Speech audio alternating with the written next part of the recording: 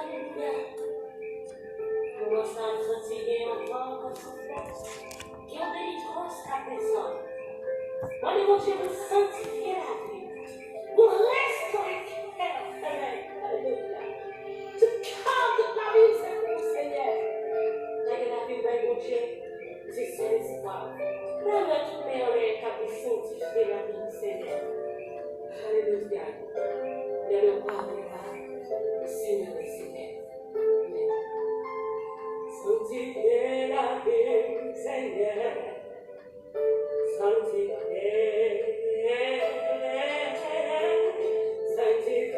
la vie, Seigneur. Sanctifiez.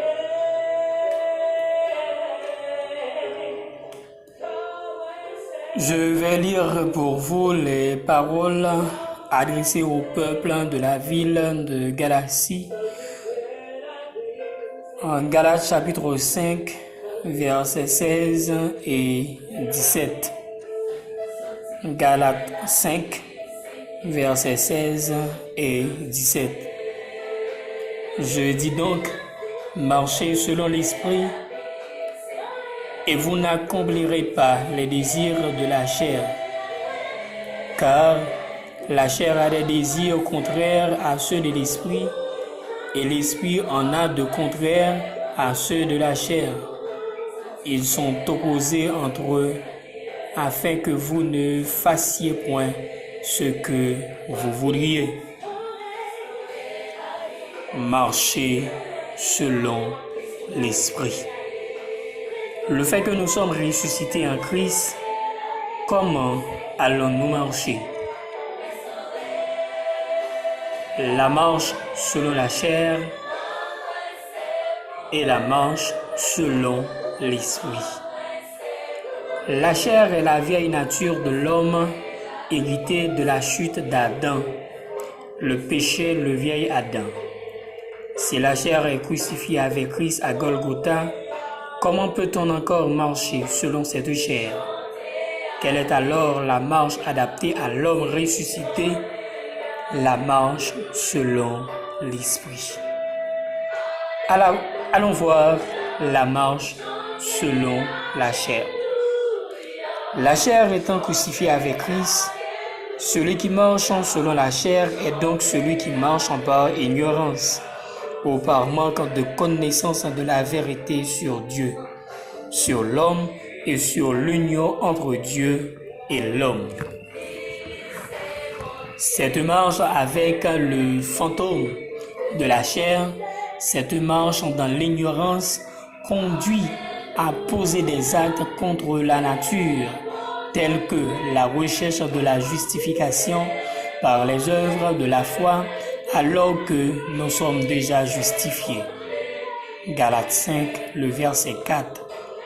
Ignorer la présence de Dieu en soi et en autrui pousse à ne pas être dans l'amour.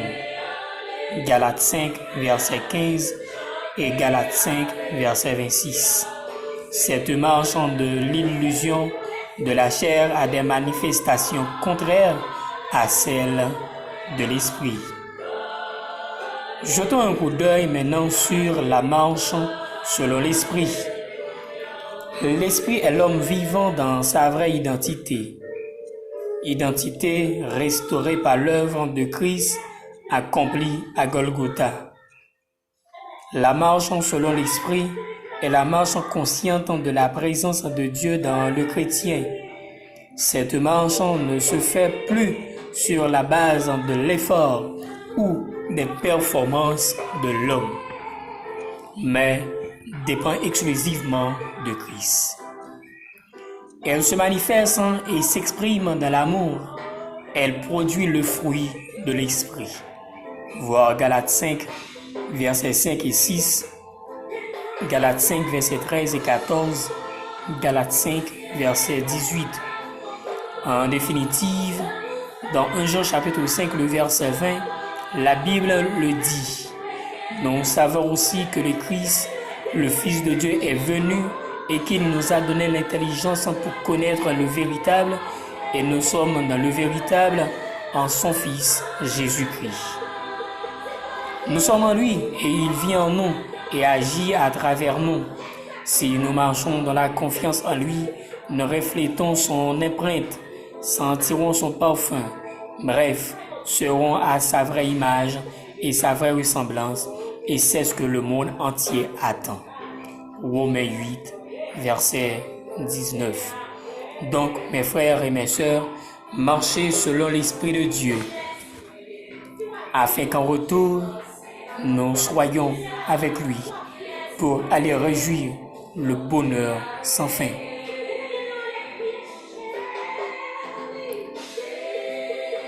Marchez selon l'Esprit de Dieu, afin qu'en retour, nous soyons avec lui pour aller jouir le bonheur sans fin.